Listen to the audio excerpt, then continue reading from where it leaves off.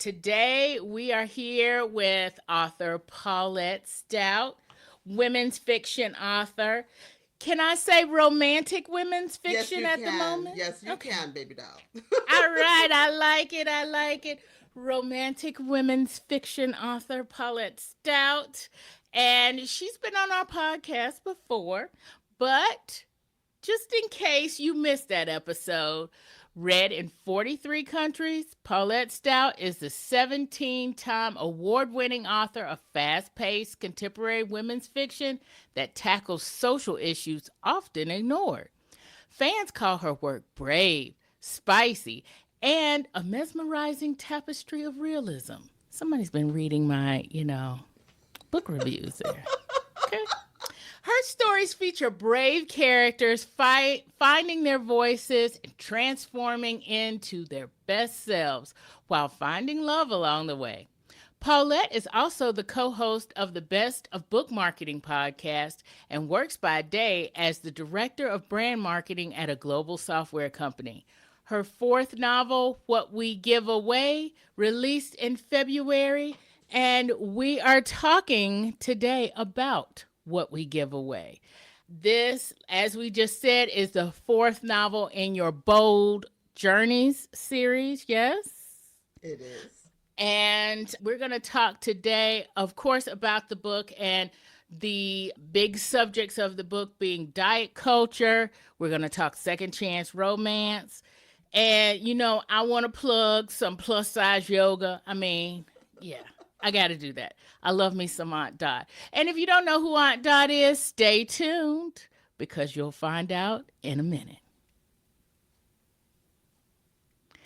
This is the Nerdy Romantics Podcast, and I'm your host, Y.M. Nelson.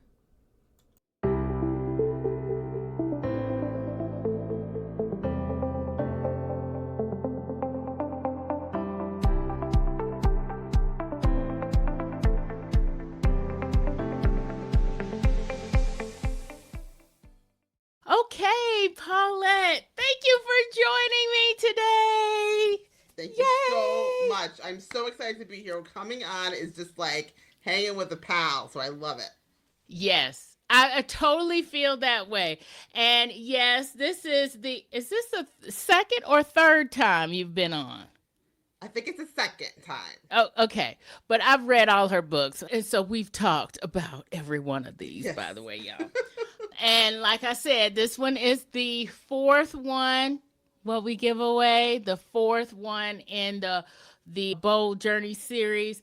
So tell us a little bit about what we're going to get in this book. Give us a description for those of us who are just now hearing about What We Give Away. You're going to get a delicious love story. You're going to get some real truth about culture, diet culture, and body size, and all the problematic ways our society treats people with large bodies. You're going to have some really yummy food with some recipes that you can get on my website. Oh so my there ain't nothing to gosh. love about this one. Yes. Oh gosh, love everything about this. But I will say in the beginning of this book, I was certainly shocked because when we walk in the beginning of this book, our main character, so can we say our main character of this one is Leslie? Yes. And Risto is her love interest. And that's where the second chance romance part comes in. But when we first meet our main character, Leslie, I was like, whoa, what are we doing here? So tell us a little bit about Leslie, where she is, Risto, and kind of how they come together. And what does diet culture have to do with anything at this point? Those are great questions. So, I'm biracial Puerto Rican. My mom was kind of nagging me, why have you not had any Puerto Rican characters? So, this is very deep into the Puerto Rican side of my culture. So, there's lots of that going on. Leslie is a journalist. She has been in my other books. And if you're not familiar with my stories, well, this is a book they're all standalone. So, they can all be read separately and in any order. I mean, there's like little things peppered through that, breadcrumb through that continue, but not really critical to the stories. So Leslie's a journalist, and she just really she's an investigative reporter in Manhattan, New York City, and she just really dives into all of her work. She prides herself on being like a truth teller, and she Yeah. is kind of encouraged to explore the truth behind diet culture. Like, what is it? And at the beginning, she's really not believing. Like, what's the truth? Like, what's controversial about dieting? Like, everyone knows dieting, you lose weight, and it's healthy, But there's a lot more there. And then Evaristo, named after my grandfather, he's a chef. And he's a large-bodied man and living happily so, has never been, in any kind of way interested in dieting or making himself smaller.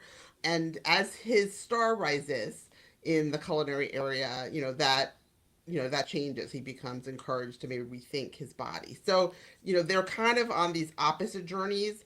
And for me, Yeah. it was funny when I was first writing the book, my editor was, kind of thought it was about something else. For me, it was about the journey of gaining weight and letting yourself gain weight and feel whole in your body as in a larger size. Because I went on my own intuitive eating journey and I gained weight. And that was like after a lifetime of trying to lose weight, it was like completely scary to let myself and embrace being in a larger body and embrace Mm-hmm. gaining weight. So for me, that was the transformation I wanted to show in the book. I wanted to show Leslie gaining weight, which means she has to start at a lower weight, which is why.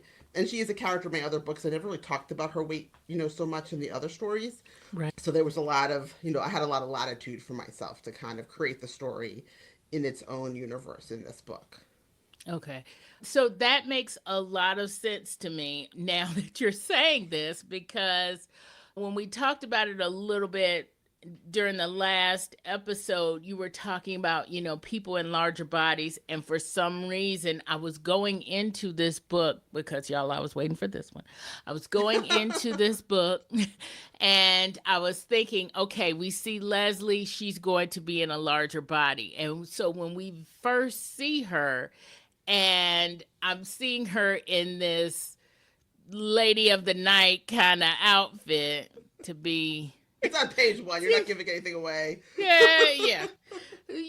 I'm thinking, okay, so what is going on here? But now that you're saying you wanted to show that journey, which is what it actually does, that totally makes sense that she starts in a smaller body and becomes more accepting as she comes into a larger body, or at least has a journey, Right. we'll say. And I like Uh, the idea of she was always supposed to be in a bigger body. Like, to me, like, I like that, like, you've been denying yourself, and I'm immersed in this space, in this diet culture, intuitive eating space. I was on a journey of my own. I worked with a nutritionist. I've, like, heavily researched all this stuff. But this is a new concept for a lot of people. So I yeah. also wanted to start in a place where everybody was in the same place. Everyone was thinking dieting Okay. is great, being healthy means being thin, and kumbaya. And then have that assumption really like knocked off the shelf, Yeah. in a violent with a big bat, because that's a lie. And Hmm. but a lot of people don't know it's a lie. So as I write books, I try not to be preachy. I want to bring people along the journey. So Hmm. although I tackle really kind of big social issues in my books, I don't think you come away feeling like you've been like bludgeoned over the head into thinking a certain way. I like you to experience the vibes with the characters, and then you can come away kind of thinking whatever you like. So I don't know. You tell me. Does that feel accurate to you? So, yeah, so what I get with all of your books is that this is what this person is going through, and this can be representative of what I may be going through at this time, or what somebody else that, reads it, they may see themselves in it. It gives you an opportunity, y'all, to actually see yourself in it, in this book or in all of your books actually. It gives you an opportunity to see yourself somewhere in these books versus when somebody does a preaching thing or, kind of gives that preachy Yes. vibe, then you don't necessarily see yourself. You have this objective view. You have this, okay, this is what these people are going through. I can't relate to this. Yes, exactly. And And I find that's a more, yeah. I think that's a really like an empathetic way to explore a topic that people may not Yes. seek out on their own. So, for instance, in the last book with Barbara and Sebastian, that one was about race and belonging. And the main Mm-hmm. character was an affluent black woman who was going through the challenges of corporate America. And that's not something that a lot of people would experience. And if you're not a black woman, you don't know what a black woman experiences. And so I Right. feel like walking in that person's shoes and experiencing the life that they lead, I think is a really great way to kind of gain some understanding by the end of the story. Right, exactly. And I will say this for me, adding on to kind of what you're saying and kind of also just giving my perspective on your Mm. question about is that how for me when I first started reading and I realized that Leslie was on the thin side, I think the first thing that I thought was, okay, she didn't write this book for me. And Oh. yeah, that was the first thing I thought. I was like, "Oh, she didn't write this book for me. I'm not the target audience of this book." But then as I read more into it and of course, also the touch that we have with Risto and the diet culture there and his experience with diet culture there and Dot Aunt Dot and And it all Gabby. kind of comes together and Gabby. Yes. It all kind of comes together and I do see myself. I just didn't see myself necessarily in Leslie. Right. But and two, I will also say this too. Part of it with especially with Leslie is a lot about where she is in her journey of body image and acceptance and to how she sees body image and I'm in a different I'm at Aunt Dot's point, Right. right? Right. And Leslie is not at that point that Aunt Dot is. So I am seeing myself in this book. I'm just not seeing myself where I thought I would see myself, Right. which And is that's really interesting. Even by yeah, Leslie by the end, when she's because when I started writing this book, I wanted her to be, but then it became really clear to me that Leslie had body issues of a different kind. It just kind of yes, happened while I was writing. mm-hmm, And I'm not gonna lie, I was a little disappointed at first because I did want it to be the other way. yeah, But that's just kind of how the story unfolded. And so I just figured I would embrace it from all different angles. And I think that having her start in a smaller body and then get larger is, well, once that was my personal journey, and that was what kind of the shock to the system that I had to go through. But mm-hmm, also, I think it helps people who are really not at Aunt Dot's place come along for the ride.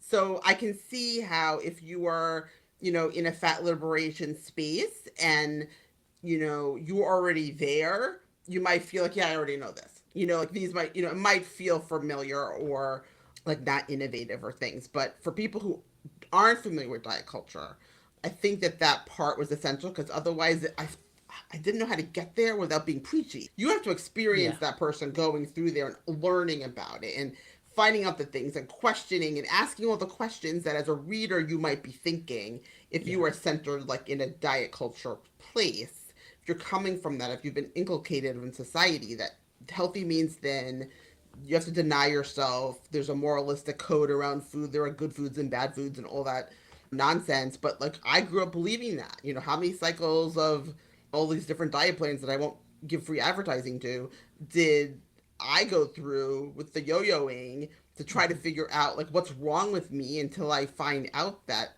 the problem isn't me. The problem is the idea that everyone is supposed to be the same size and that size is small. Yeah.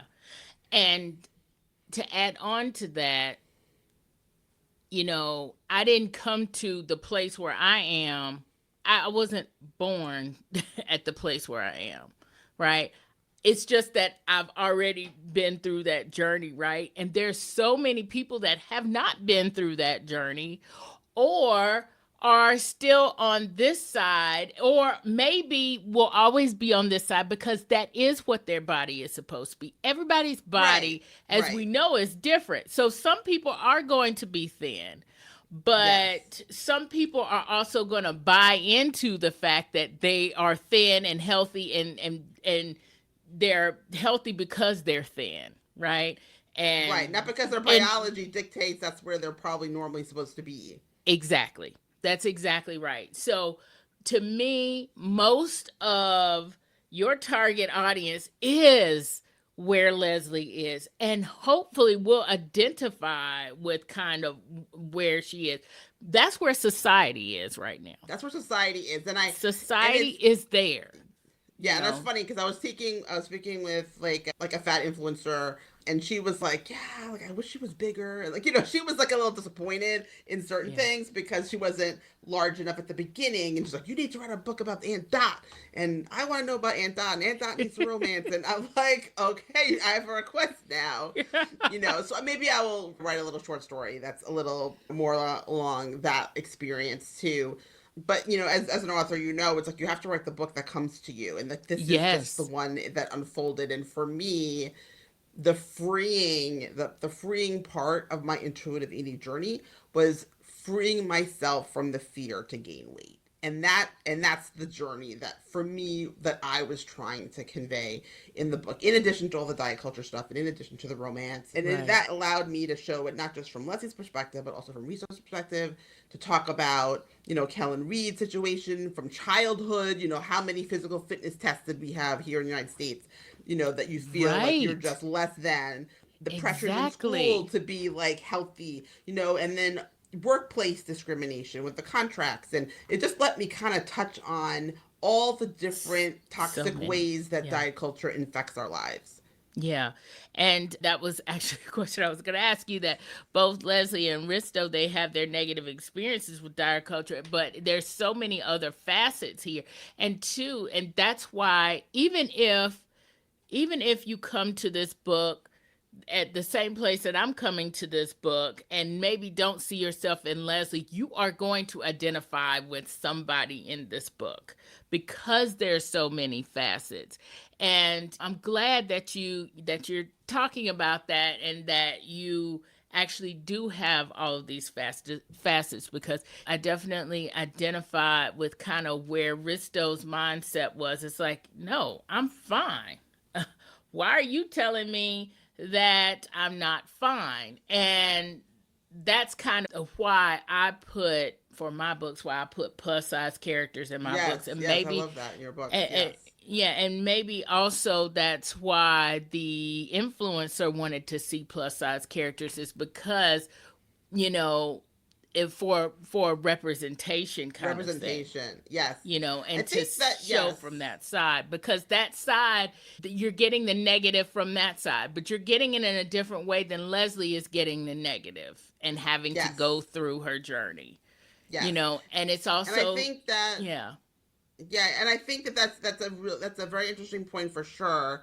I think that when I go into these books, I kind of have a social message that I'm trying to convey to people who may be unfamiliar with hmm, the topic. So whether it's race and belonging, and this time I'm like trying to educate about diet culture, kind of like in a totality and how it hmm, impacts everybody. So it wasn't yeah, necessarily the story of like a romance for a large woman. The story was really about diet culture and kind of educating about diet culture and how we right, all are navigating it in all different ways. So yeah, so that's I think, and I think that the other piece because it sounds like conspiracy theory when you talk about it. And I just presume that most people coming to this book would not even have heard the term diet culture before. They wouldn't Right. even know that it's okay to use the word fat now. Like they wouldn't know these things. And that's why I had the note at the beginning of the book about the word fat. I had a beta reader who was really uncomfortable with the word fat. And I was like, you use the word fat so much, it just made me really uncomfortable. And I was like, Yeah. well, we have reclaimed the word fat. Fat is a neutral term to describe one's body size. It is not a good thing or a bad thing. Thin has just been like a word, but fat has been an insult. So reclaiming that word is also new for people. So Yes. I think Very it kind much of like so. if depending on where you are in your like education space about diet culture, you probably will have a Right. different experience reading the book. I've had a lot of people feel like this is like revolutionary. I had someone reading it who had started smoking to restrict her appetite and stopped smoking. I have another person who was on a Wow. liquid diet, not eating solid food, and then went Oh out my and like ate a gosh. meal. So it's like, is Yes. this like changing people's lives and freeing them? It's kind of like one of those red Hmm. pill moments. Like once you see it, you can't Yes. unsee it. And Right. I think that's the story. I hope people will still enjoy it, even though it doesn't have a large body main character like all the way through. But I think that having her experience that, like going into the clothing store and being treated some kind of way, like all of that, Yes. is it helps people like, oh my god, like I'm still the same person in this body. I'm a different size, and you're treating me different. So I feel like having her have that journey was like it helped educate about all these different negative experiences that people in larger bodies face. And by Right. then you're like, oh my god, and it hits you a little bit more, I hope, to feel how the injustice of it all. Yeah. I totally agree with that. And because it does do that. And she has to go through that journey for us to see all of those things. Otherwise, we are seeing it through, if she was in a bigger body, we're seeing it through a different set of eyes that we might not exactly agree with or trust. And it does then come off as, well, this is kind of conspiracy theorist, kind of thing. Or it comes off as, you don't know what you're talking about. I don't believe this, right? Yes. It's just that you want to be accepted in a bigger body, you know. Right. But But you're lazy and you just don't feel like dealing with it anymore. You've given up. exactly. Right. Yeah. So having her start where she does and then experience all of that gives us more of a balanced view of it. I You've think mentioned so. Yeah. yeah. You've mentioned intuitive eating and the anti, and you also mentioned that in the book as well, the anti diet program. That's not the word, but Oh, it's not healthy. coming to me. Yeah, I didn't use the Yes. real name. The real name is trademarked, so it's Okay. All called right. So healthy at we every won't mention size. it. Yeah. Yeah, it's a trademark term, so I didn't refer to it by name. But intuitive eating is just like a way of eating. And Yeah. my book. I was just reading it again. I went and reread a bunch of chapters recently. It's so helpful. It's just like, yes, I'm gonna refresh all these good. But yeah, there's a Yes.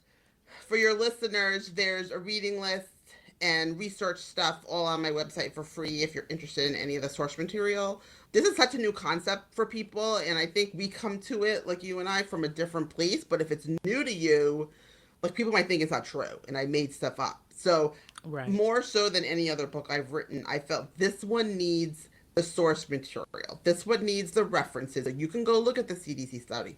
You can go look at the NIH study. You can read the articles and you can read all the things and come away with your own conclusions. But this is well researched. This Yes. book. And I do want to point that out as well. You have not only on your website, you also have in the back of the book. I'm assuming it's in the ebook as well, like all It versions is, of it. yes. Yeah. You have a reading list in the back there, and you have resources in the back of that book, in back of your book there. So, you mentioned that, you went through your own journey. So that is essentially research too. But did you also do some other research to kind of prepare you to write this? Or did you go in writing from your own perspective? What was that process like? And then you piled on with the research. What was that whole process like for you? I always like to start with like external research and expert stuff. So some of the books in there, I think the very first book I read was Fearing the Black Body by Sabrina Strings. Where is it? Over here. Sabrina Strings. And it's a little academic, but it is so essential. And it talks about where did the fear of fat come from? And it goes back to like Roman times and like takes us Right. all the colonial and Europe and all the way through the slave trade and how all of this impacted how we viewed bodies, how and it became really anchored in this Anglo-centric, Eurocentric body ideal that became very much transported to the United States when it was founded. It became a very moralistic, really kind of deep seeped in religious overtones in terms of purity and gluttony and some of those like kind of religious foundations of denial and kind of abstinence and all those types of things, and it just became wrapped up in a lot of that, and then it became wrapped up in food cult, in the food manufacturers. Kellogg himself was one of the same type of, deeply moralistic figure when it came to food and dieting. So a lot of the people at the very early foundations of like mass produced food in the United States kind of came from this thin is the only way to be perspective. And then you get into things like the Right. BMI, where that came from, and just like researching books. So it really starts with researching that, reading lots of books that I read also in my own journey, The Effort Diet, Intuitive Eating, Health at Every Size, by Linda Bacon, just lots of different, I have so many books and I didn't even get to, there's a few I still need to get to. I also read about anorexia nervosa, Life Hurts, written by a doctor who is herself anorexic, and then kind of was like writing letters back to herself as a younger person. So it starts with external Right. research, and then I kind of infuse my own journey into it afterwards. Kind of another layer of this one I had expertise on because I had been through intuitive eating myself with a nutritionist, and I kind of had been through that program on my own, and then with guidance. And then I write things, and then I want to make sure I didn't make mistakes. So then I give it Right. to experts to read. So I have sensitivity readers. I had my nutritionist read it, and I also had someone at Meta, which is an eating disorder association. It used to be called the Massachusetts Eating Disorder Association. I had someone read the book there, and they're very, body positive perspective. So Mm-hmm. any language that was, insulting to people in larger bodies, like they would really kind of look through it with that lens. There were a couple things that I had to leave in because, those triggering moments, like with the negative characters, like, they're so shocking, but you need the shock to kind of understand the ugliness of it all. So there are a few moments and a few things that are unkind, to people in larger bodies, but those exchanges I feel let the character kind of voice herself and grow and kind of gain the outrage she needed to kind of take it public. So I Right. think those were essential moments. Yeah, speaking of outrageous moments, Leslie's mother is okay, she Yes, I is know that's. yeah, she is out there. She's really out there. Now, did you okay? So, did you mean to write her as out there as she is, or did you mean to do like a funny moment because there is a moment, yeah, a Yeah, everyone car talks about moment. that. We'll Yeah, just say a everyone don't car don't give it moment. away. Don't give it away. We Everyone won't give talks it about away. that. Everyone talks Yeah. about that. It's yes. Okay, so my editor, I had the character of the mom, but she wasn't on the page. And my editor was like, "You've got to have her in the book. Like, she's got to show up." So Yes. I added that, but it just was like it gave you that opportunity to see the diet culture we've all lived through. Going on the waiting meetings and everyone's sitting around and all that kind of stuff for that lens. She seems crazy to us because we know better, but that's a lot of people live that way, and live where they're just it consumes their lives and it becomes Yeah. a really disordered way to live. For many years, my dad had a girlfriend that lived with me.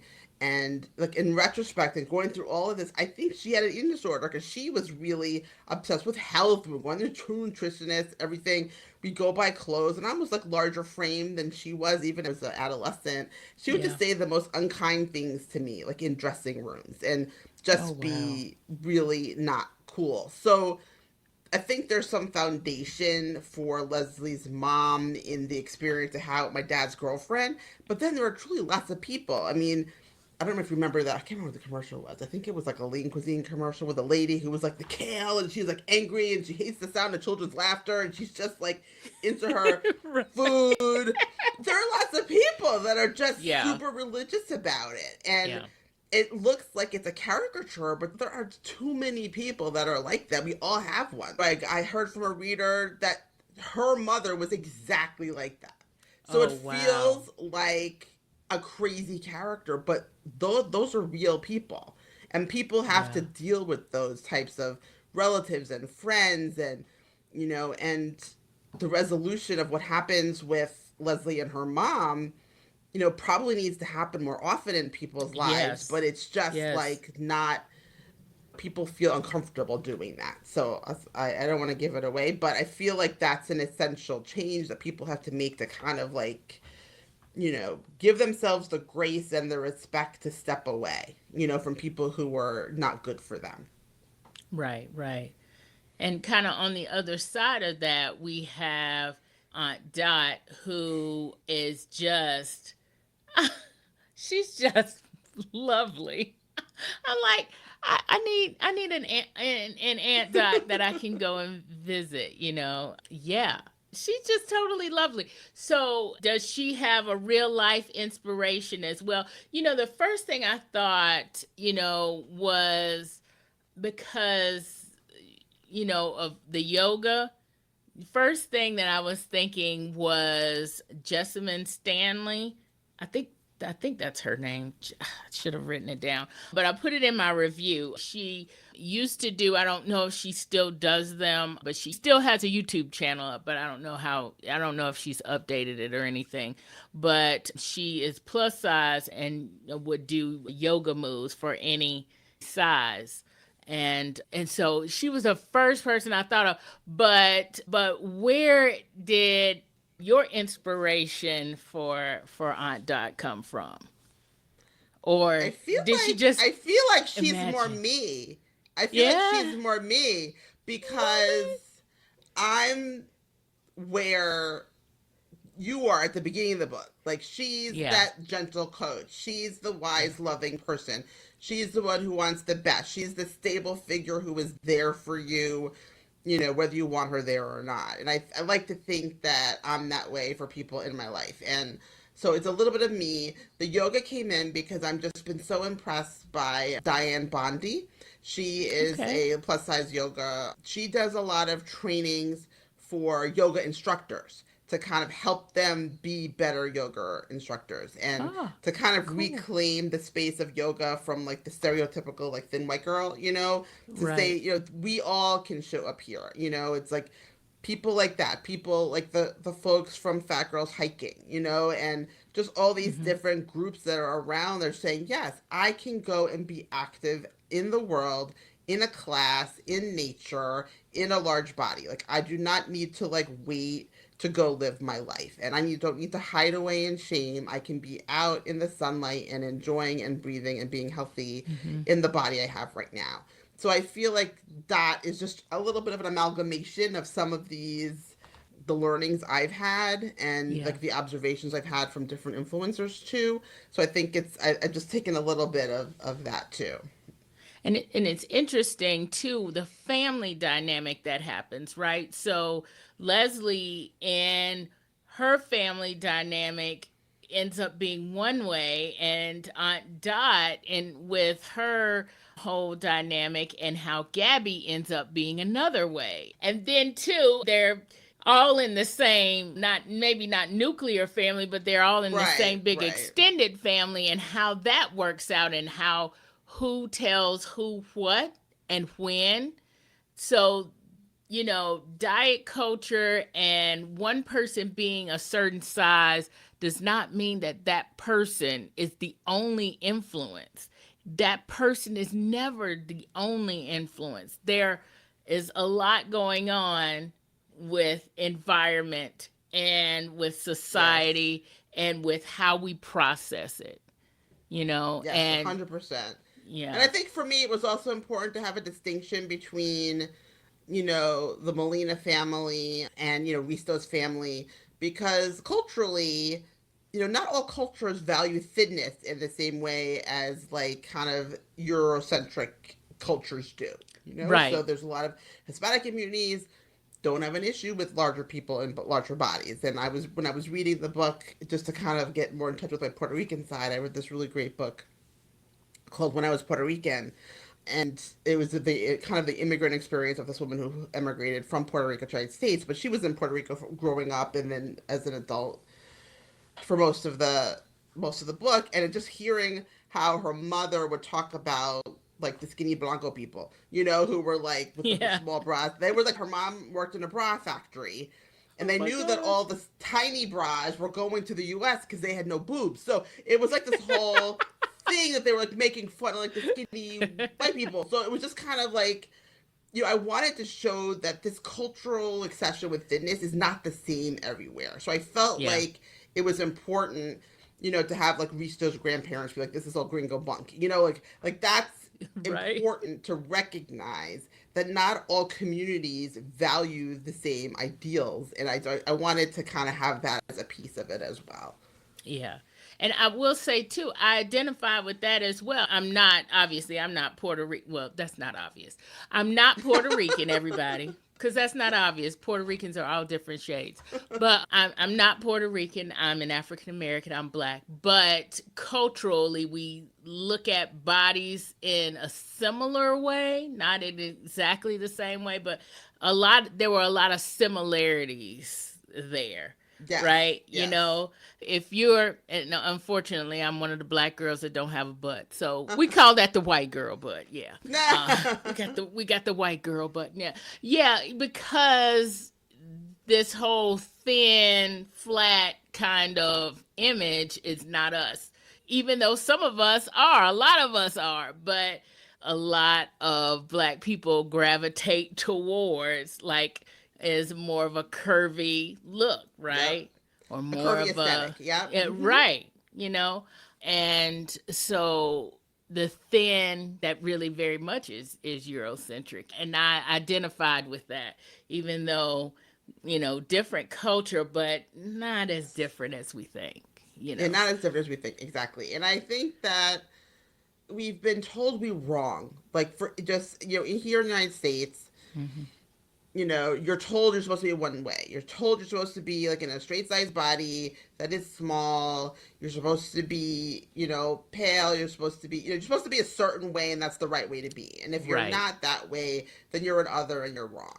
So I just Exactly. wanted to kind of explore that. She has, and I think having her be in a biracial family is helpful in that instance because it shows like the difference in like this mom aesthetic, from, Hmm. to her dad's like Puerto Rican was like, she's fine. And then how that Right. all unfolds, and what he was trying to do to kind of save her. Imperfect and not great, but none of us are perfect. So I kind of like the kind of what do you want me to do? A little bit of the frustration of Right. being up against the medical establishment and everyone who is against you, and no one wants to believe that you can be Exactly. healthy in a body that's in a different size. So, and I feel like that's real. Those are experiences. I've left the doctor crying more times than I can count because of unkind things that happen in a medical Yeah. situation. So, let me get the big blood pressure cuff. Just like all kinds of Right. just shaming that happens in the doctor's office, and not treating you as a person, treating your weight but not your symptoms. That kind of happens a lot. That There's a does happen great a lot. podcast. Yeah, there's a great podcast called Fierce Fatty, and she just did. It's coming up soon. Like we're right now recording this in February of 2025, but she's doing a study at of her listeners and others in terms of how larger body people were being treated in medical establishments, and I'm really looking forward to the results of that. But it's not surprising. Like, everyone has had like a really bad experience at the Yeah. doctor, and I don't weigh myself at the doctor anymore. They go to the scale. I'm like, no, no, thank you. She took my weight. She took my height the other day. I just got on the scale backwards, and I turned around and take my height. I'm not doing my weight. So, like, we can be empowered in those situations to kind of reclaim, treat me as a person, my whole person, treat my symptoms, and don't just look at me, see that I'm fat, and assume that this and that is wrong with me because of my size. Right. Right. Exactly. Yeah, that's going to be interesting too. Yeah. We're gonna have to link that in the show notes because that's gonna be interesting. I think a lot of my listeners here are gonna want to listen to that podcast as well because I think a lot of us have had those kinds of doctor's visits. We'll say, Yes. it's Yes. like you get one gown and it's like, now you saw me walk in, Yeah. and you, like Oh, get so you it must have right. liked that scene in the book then, huh? Like when Dot was in the hospital. Yeah, right, exactly. It's like, when that happened, that scene at the hospital, I was like, yep, I've been there. Yeah, been there.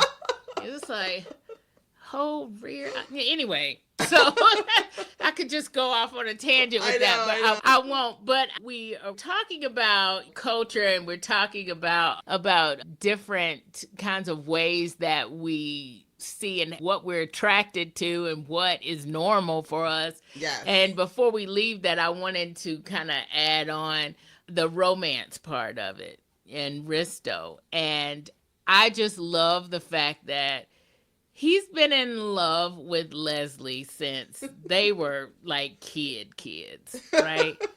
Yes. I mean, I love I love those. I love those where he's just like, oh my gosh, I'm so in love. He's just been pining since they were kids. But one thing that because you write this some from his perspective as well. So y'all, this is a dual POV or whatever. Yeah. But anyway, because you write some of this from his perspective, I love how you don't necessarily mention how, from his perspective, how she looked before, how she looked now. There is no difference. He's just, I'm in love with her then. She was sexy. I wanted her, blah, blah, blah. I still want her. I still want her. Now she got a little bit of junk in the trunk. I like that too. But it's just like, he just is totally attracted the whole way through. And it just shows the power of when you find your person, then how they look is not necessarily that. It's not the same kind of factor as what we think, right? That's so funny. I never thought of that way. I always love having these conversations. I always learn something that people see things that I didn't attend. Like for me, with Risto and Leslie, it was kind of like, he loved who she was, but he also had enough respect for himself to step away when he felt like it wasn't working. That was another big part of that. That yes. How much he loved her, how hard that must have been. Exactly. And and also when you're in a disordered situation, you don't always realize all the kind of unhealthy things you're doing. That doesn't only infect you, it infects the people around you. Right. So I think that was something that Leslie had to kind of get to that awareness place that, oh my God, I broke up with him before he broke up with me, in a sense. So, so that was really helpful. And also having, a big, beautiful man. You don't see those in books much. It's always like this, a very kind of lean, hunky guy. So I wanted to kind of have him in there, and it's been very interesting trying to create social graphics and find stock photography exactly of like handsome, large-bodied Hispanic men. It's like they don't exist, So no, exactly. Yes, I kind of felt the same way with Jason. It's like I have a picture in my mind, but then Mm, the picture is a little bit different than what I'm seeing, right? yes. So, I mean, the guy is tall and he's beefy, but he also has a bit of a beer belly, y'all. But that's the thing. It's, again, I think even diet culture even influences that way, and it especially influences that way in media, like what we see and what we are trained by media to be attracted to, and Yes. those kinds of things. Yes, it does. you know and for the man, to be a BHM is not a sexy thing in media, it's a funny thing. It's always a comic thing, you Mm, know, or yes. people are Yes. always laughing. And it's like, no. Guys can be big and handsome and sexy at the same time.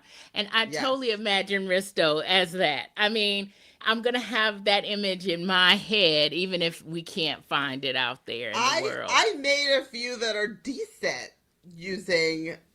using AI, but like that was like I couldn't find them. Like I couldn't find the people. Yeah, I you waited, can't. Right. but I was able to make some that are decent. Using some AI imagery for my social stuff because they just don't exist. And even with Barbara and Sebastian, my last book, having an interracial couple and having Exactly. Leslie look a certain way as a black woman, like it was like curvy but darker skin. A lot of the stock photography for black Can't women is find a it. very pale black woman, and Barbara is a Exactly. darker skinned black woman. So trying to find a darker skinned stock photography is also hard too. Yeah, So it is. having these more diverse characters just create marketing complications It when you're does. It going to does do very it. much so. It does very much so. And for the writers that are out there that are listening, representation is hard all the way around. And even if you've written that book and you've written that person and you know what that person looks like, and once somebody reads it, they're going to read at least something similar. Trying to find that and represent that in the marketing is impossible. It's It is impossible impossible. unless you are yourself an illustrator. And I am And not. Even though we know these people actually exist in society, we don't see them in media. And they're not yes, getting photographed and they're not being put in stock images. And yes, I write interracial romance and romantic women's fiction, and yeah, it's hard. I'm already now, even though I know the book is about maybe 3 years away because I write slowly, I'm already trying to find and trying to look for some photos of this couple that I'm thinking about, that the book is 3 years away because it's so hard finding these people. And let's then, talk. but getting back to what we give away, there are a couple other things that I wanted to ask you about. I wanted to briefly ask about, is his name Kellan? Kellan? Oh, Kellan Reed. Kellan Reed, yes. So bringing that, so this is another kind of way that you've given us an individual perspective, is by having Leslie be a journalist and by also having her be in the media, be in yes, TV, and having that perspective. So that way we're looking into that world that not everybody is in. And yes, we can kind of see things that we may not be able to see happening in our own lives, like these contracts and yes, these weight contracts and people in workplace situations making these comments. Even though yes, this happens in offices all over America, all yes, over the world, maybe even, but definitely all over America. This is happening everywhere. But by putting her in that kind of microcosm, if you will, it acts like a lens for us. It gives us not necessarily a lens. I should say it acts more like a tunnel that it gives us a Yeah. little way a in little sneak, where a we little can sneak peek. see, yeah, where we can see and we can virtually live, or we can, kind of live through her in that. Yes. So, is that why you wanted to do it that way?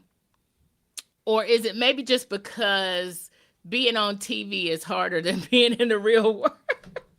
What is it? Well, no. Well, I mean, Leslie was a journalist since my first book, so that was established already. So it was a question of how can I kind of up the stakes a little bit for her. I've worked Yes. in media. I worked at ABC News for a while back when I was really young. So I've been in newsrooms, and I've been at I was at like a tape of the very first episode of, what was it? It was that show with Sam Donaldson and Diane Sawyer. It was like Thursday. I don't know. Anyway, so like A I've been in like, 2020? no, it wasn't. It was the no. It wasn't. It was like a Thursday night one where they had like a live audience, and Okay. I'll go look up the name. Anyway, but I've been on sets and I've been in newsrooms, and my stepmom worked at ABC for a long time. So, and I worked at ABC Radio. So I've had some familiarity with that life, and also having working in marketing for a really long time, just working with the media, Mhm. working with publications and with magazines and those types of things. So I have that. That's kind of the landscape from like an industry perspective that I'm more familiar Mhm. with. So I've had that a few times in my books, having Okay. like a media tying in, just because I have some background there. I wish I had done it on purpose, like you said, because it would have sounded really great. But But that's just that where just you're kind comfortable. I have to make an admission for some of your author listeners. This is my first book that I pantsed. So Ooh, you're getting into our yeah, world. I Welcome. know. And for those who are not writers, that means that you basically just write it as you go. I had an Yes. outline. I always outline my books. This time I got to the next chapter and I ignored it like almost every time. Like I had the outline, but I ignored it I because love it. something else was happening. Yeah. So that was really freeing for me. So the stuff happened that just happened because the characters wanted to do it. It's just how Mhm. that goes when you write books. So Yes. some of these things just happened, because that was where the muse took me in that moment. So Okay. it's not as anywhere as intentional, but it sounds really good. I can pretend like I did it on purpose. Yeah, there yeah, just take that and run with it. Yeah, Yeah. take that and run with it. Because it does it actually does give us that layer. And speaking of the, having her in other books, for those who have maybe are starting with this book, or maybe have read maybe one or two of your other books, kind of how does Leslie fit in with the other, real quick, how does she fit in with the other ladies Right. So and Bold and Journey folks? centers on like a group of friends. So there's a group of three girlfriends. So each friend has a book. So the first book is Rebecca with Kyle, and the second book is still Rebecca and Kyle. It's a little more Kyle than Rebecca, like in the second Mhm. book. Third book is Barbara. Fourth book is Leslie. So each book is kind of has its own set of features character, which is why they're standalones. But there's little things that happen that like progress. They all age. Little things happen in their personal lives, but those aren't like consequential to the story. So in terms of Right. how Leslie fits in, is like, so she still has the same career she's had, but she wasn't really heavily featured in any of the other books. In minor roles and Right. things. So this is like her taking center stage Yeah. in her own story. And I love that she does that. And so I'm gonna end on Risto. So I love him. I love me some Risto. Oh yes, love him so much. So I love the fact that you made him a chef. Now that was intentional, yes, or The was muse, the it? muse. It was the muse. Okay, all right, it was But the it, muse. All it, right, it created a great conflict to have it someone with did. food issues in love with a chef. That's just, you Right. know, intrinsic conflict right there. So it was a little bit juicy when I thought of it. But Yeah, and two, what it also does for me is it gives their breakup that happens before. we even start the story, to give the second chance, it gives that a little bit of a friction because he's thinking one reason why she feels a certain way, and she's thinking another reason, really, that has more so to do with a food thing. I'm trying not to give anything away, y'all, but it's actually a little more than both of, because they didn't talk, and this is what happens. This is what makes it real with them, right? Yes. Because they didn't really talk, but they thought that they did. Yes, they thought. I love that. They thought that they did, but they didn't really. But they didn't really talk. And part of the reason why they didn't really talk is that Leslie didn't really know herself. Like she now is starting to know herself with this journey.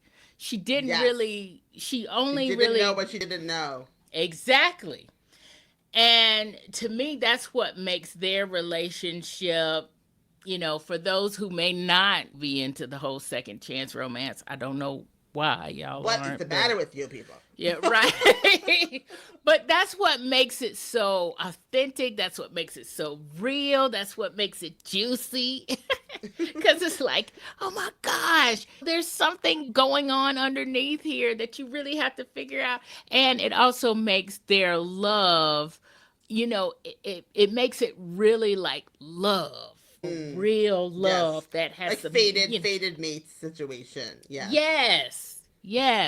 Versus, I really think you're hot in that dress kind of thing. Or I really think you're hot in that apron, you know, just wear the apron next time, you know, or something like that. It makes it more, you know, it makes you understand why these people still feel the same way they feel, even this many years down the road. And I love that. And I said this in my review, so I'm not going to harp on it here. But everybody, this is spicy, okay? This is steamy. We have on-page, you know, love scenes. So if you're not into that, just read it and skip over those scenes. But just skip over those, right? It's not total, you know, all the way through. Yes, you know when it's happening, okay? You know when it's happening. Plenty of warning. But I love that you do that in the women's fiction space, because for some reason we do a flowery in the women's fiction space. For some reason, even if there's something on page, it's always kind of flowery language, and it's a euphemism for this and that, and it's not real. And to me, it loses some of the whole gritty, authentic, why are we going through emotions if we can't actually show sex? You've talked about that here, but the other layer in this book is that there's also a health/energy concern here. Yes. Because she is not eating properly. So there's also a actual bodily function concern here. Yeah, and that's legitimate. And I that. think that when we talk about the different symptoms in the books of when you're not properly nourished, you know, lack of libido is one of those things, lack of energy, all those types of things that when you don't nourish your body in the right way, it impacts all those things. And it also impacts how she treats herself and her tendency to take risky, like all those types of things. Like it circles back to, I don't love myself as much as I should, you know, and it kind of circles around and she gets back there.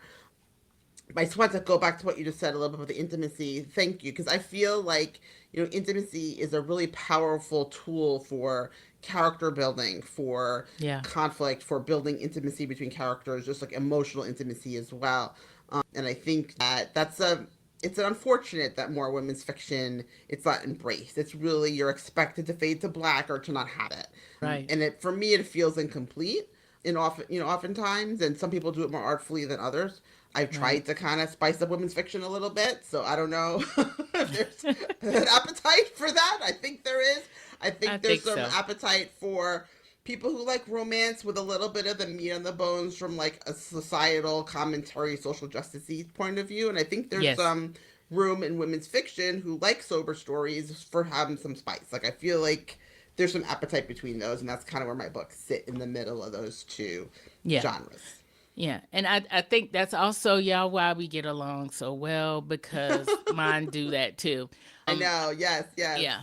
Yeah. And I think a lot of what we are categorizing as rom-com in the romance space, contemporary rom-com, is actually more in the romantic women's fiction kind of space, or Yes. in that middle space that we are writing in. Yeah, Because you I would say see, Kennedy Ryan is oh my romantic women's gosh, fiction. Like she she's is straight. not. Yeah, She is she's straight straight women's fiction, women's romantic women's fiction. fiction. Yes, You yes, know, Aquemi Emezi. You know, like that. You know, the story. You know, that is yes. romantic women's fiction. You know, so like those are kind of, I Yeah, feel like, close comps for me. You know, it's hard to find comps. I had one reviewer on it this book is. said it's hard to categorize, and I guess it can be, and I can see that because it's in between. But I think that that's the beauty of being like independent creators, is that we can create stories that people like, even if there isn't like a nice little specific label to put on them. Right. I agree on that. And yeah, it can be sometimes hard to categorize. Oh gosh. But yeah, we can do it because we can write in that space. I mean, we're indie, we can do it. And because And we're writing for yeah, readers, and I think readers exactly. appreciate these stories. Yes, exactly. I totally agree. And in that vein, so when are you going to have more stories? Tell us about what's next for you, what you have coming up next. So this is the last book in the Bold Journeys, at least for now, unless I get people clamoring for something else. My next story is a little bit different. It's going to be probably more women's fiction, this one. It's going to be with sisters. And I might query it. I'm planning to query it, and we'll see. I'm not going to do like deep, I'm saying to 1,000 people, y'all. Like, that's not happening. Like, a few, Yeah. like, targeted whatevers, and then I'll do it myself. But I really like the story. It's going to be my first LGBTQ main character. It'll have a bisexual heroine and her sister, and it's going to explore the pressures that women face to partner and be in a couple. That, like, if you're in your Okay. 40s and not married and don't have kids, like, that you're somehow a lesser species. So it's kind of going to Yeah. explore that from, like, both the married and unmarried perspective, a little bit between these two sisters. I like that. I actually I like that a lot. I like that a lot. And Yeah. so, now that we've talked about what we give away, and now we've talked about the Bold Journey series, you've got to tell us where to find the Bold Journey series and where to Ah. find all this and how to get in touch with you when we want to talk about our diet culture stories, because we want to. Yes, we do. So I am everywhere on social at Paulette Stout author. Same handle, every platform. They're way, way too much. So just hit me up there. I'm happy to engage. My website is paulettestout.com, and you can find my books anywhere. My books are in Kindle Unlimited, but the print and audio you can get anywhere. And the audio is just trickling out right now as we record this. I see it's up on Barnes& and Noble, Apple, and Kobo right now, the Okay. audiobook for what we give away. And so it's just starting to, distribution is kind of trickling out for the audiobook. It's a little bit behind the print and the ebook. But if you are an Amazon reader and you like limited, it is there and it is waiting for you. And there's also, if you like this book, which you will, of course, there's also a box set of the first 3 books on ebook on Amazon. So that's a Oh, nice way cool. to get like the 3 books in one file. So All right. at a Awesome. good value. I love that. And I love talking with you about this I book, know. Paulette. This was great. Thank you I for know. coming on. And when you get those next books written, you got to come back. We got to have you Absolutely. back. Thank you so much. Love ya. Hi. Isn't it great when you find awesome reads like the ones on this episode? If you liked getting these book recs and want more, then subscribe to Nerdy Romantics newsletter at ymnelson.com/subscribe. Nerdy Romantics newsletter not only has nerdy and romantic recs, but sneak peeks and exclusives of my spicy, nerdy romances and love stories. I love talking about sci-fi, superheroes, fantasy, and romance, books, movies, and shows with my friends. So share this podcast with your nerdy romantic friends. Thanks for listening and for watching.